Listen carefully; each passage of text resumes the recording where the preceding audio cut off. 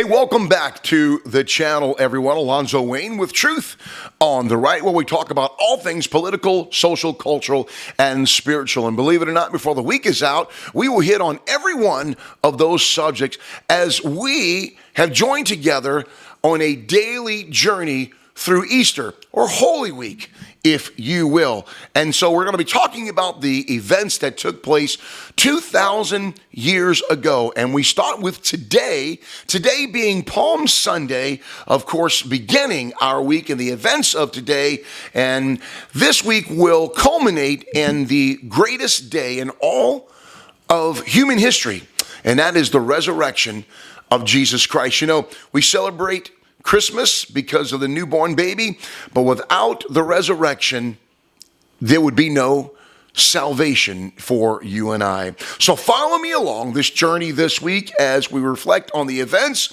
results, or what has happened 2,000 years ago. And we start today, today being Palm Sunday, and it's also called the Triumphal Entry.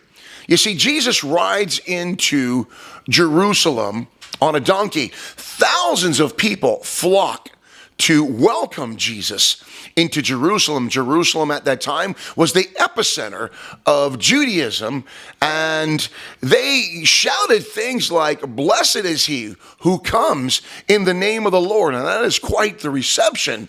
And they lay down palm branches and they wave palm branches and they say, "Hail the King of the Jews, the King of Israel." And Jesus arrives at the edge of the city in Jerusalem, and the first thing that he does is odd, but Jesus begins to weep.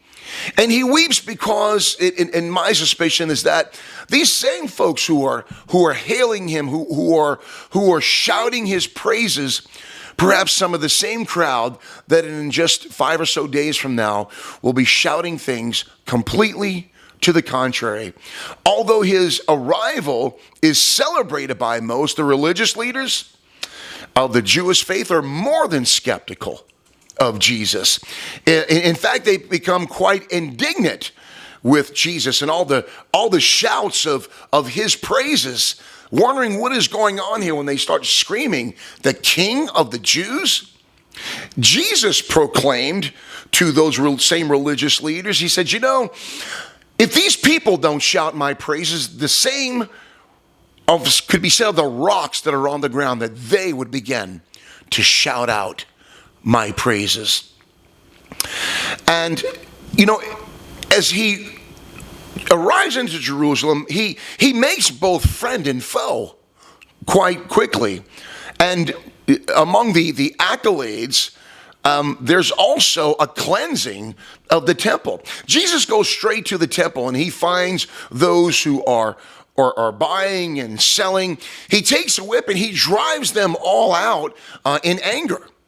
And he said that my house is to be called a house of prayer, but you have made it a den of thieves. So that's the first thing that he does when he arrives in Jerusalem. And so with the religious leaders, I doubt that Jesus is very well welcomed.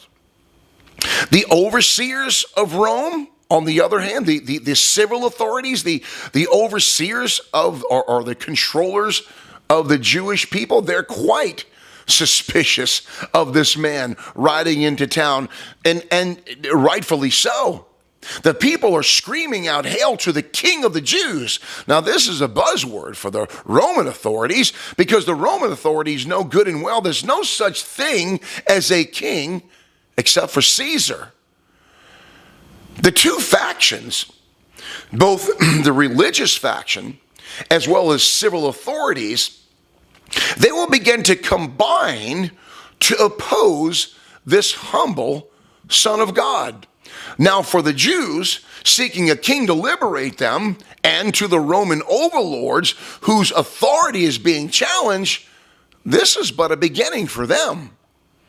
But for Jesus, however, he does understand that this, in fact, is his final destination. After 33 years, riding into Jerusalem will culminate his mission and his ministry.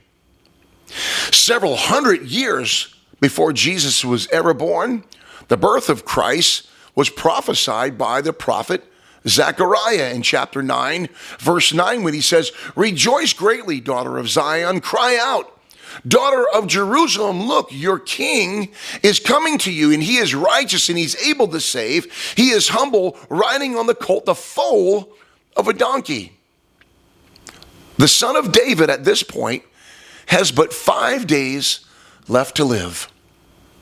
Continue your journey with me tomorrow on Monday as we follow Jesus during Easter week and Holy Week, as we culminate in the resurrection of Jesus coming this Sunday. Hope you'll join me then. Till next time, my friends, God bless.